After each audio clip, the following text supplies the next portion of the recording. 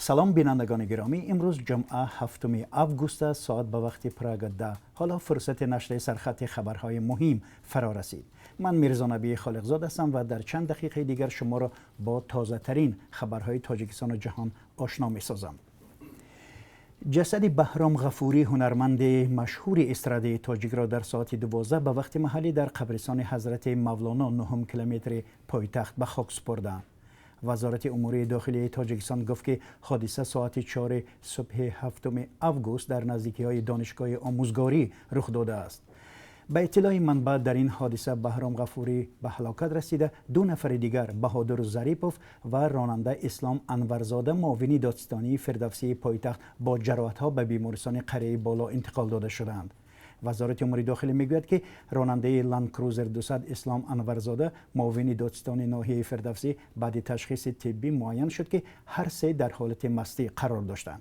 وزارت در شرح سبب این حادثه گفت که راننده سرعت افت را بلند کرده به افت تمغه کمز برخورده است. در حال حاضر تفتیش حادثه شروع شده است و مقامات میگویند که تحقیق از جانب کارمندان شعبه وزارت کارهای داخلی و بازرسی دولتی اتومبیلی ناحیه اسماعیل سامانی پیش برده می شود. آوازخوان محبوب بهرام غفوری در میان مردم با ترانه‌هایش میلاد آرزو، عاشق رویت و مهاجر بچه محبوبیت خاص داشت. غفوری سال 1976 در دهه حضرت مولانای ناحیه رودکی سابق لنین تولد شده، ختم کرده فاکولته اقتصادی دانشگاه ملی تاجیکستان بود. از او 2 فرزند یتیم ماند. بینندگان ارجمند، در برنامه اخبار آزادی در این باره گزارش خواهیم داد. ما را همراهی کنید، با هم تماشا میکنیم.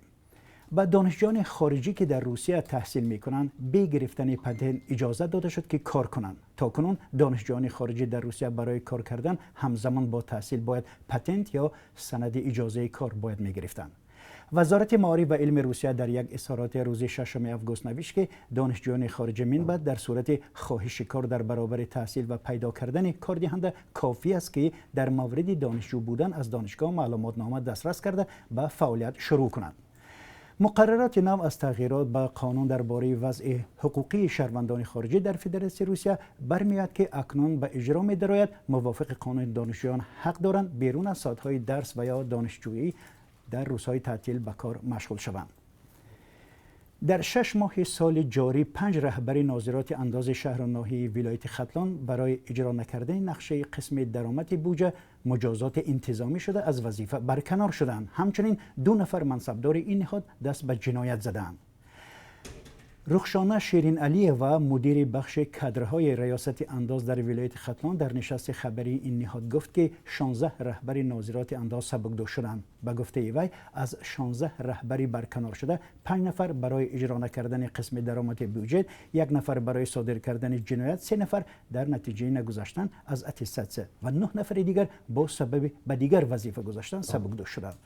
در این مدت رهبران ناظرات انداز ناحیه باختر 2 مرتبه، عبدالرحمن جامی 2 مرتبه، ناحیه واسع 2 مرتبه و لیوکند 1 مرتبه عوض شدند. همزمان قید کرده شد که رهبر ناظرات انداز ناحیه واسع و معاون سردار ناظرات انداز شهر باختر برای گرفتن پاره که نسبتشان پرونده جنایی آغاز شده است از منصب‌هایشان برکنار گردیدند. در باغچه‌های ازبکستان برای شروع فعالیت آمادگی می‌بینند. در آن کشور در باغچه‌ها در رابطه با پنجشنبه ویروس کرونا بسته شده بود. از سرگیری فعالیت باغچه‌ها با هدف برگردانی کودکان به حیات معتدل و بازی و تحصیل روی دست گرفته شده است. اما شرط این است که باغچه‌ها محیط امن را برای کودکان و کارگران مهیا کنند. آمده است در خبر مرکزی مطبوعات وزارت تحصیل تا مکتبی ازبکستان. این وزارت خبر می‌دهد که برای پیشگیری از مبتلا شوی به ویروس کرونا چاره‌های علاوه‌ای اندیشیده شده است. در ازبکستان 16 مرد به در باغچه‌ها قلف زدند. مقامات ازبکستان هنوز 15 میلیون خبر دارند که فعالیت باغچه‌ها از ماه آگوست از سر گرفته می‌شود. سازمان جهانی بهداشت برگزار کردن چاره‌بینی‌های ورزشی را با شماره زیادی تماشابینان در پس‌منظر پاندمی کرونا ویروس غیر واقعی می‌شمارد. مدیر بخش حالتهای فوق‌العاده تندرستی سازمان جهانی بهداشت مایکل ریان گفت که در چنین حالت‌ها دایر کردن بازی‌ها در ورزشگاه‌ها با حضور 10,000 آدم می‌تواند فاجعه باشد.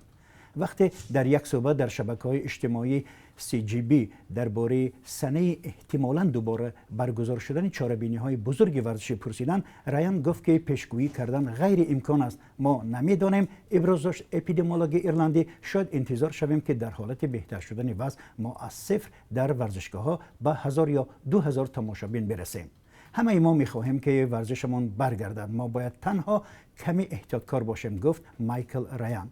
ضمناً بازی‌های المپیک در توکیو 2020 و قهرمانی فوتبال اروپا 2020 به سال آینده موقوف گذاشته شده بودند و مسابقه‌های بزرگ فوتبال به مثل لیگ قهرمان‌ها، پرمیر لیگ، بوندسلیگا مجبور بودند که بازی‌ها را پس درهای بسته برگزار کنند.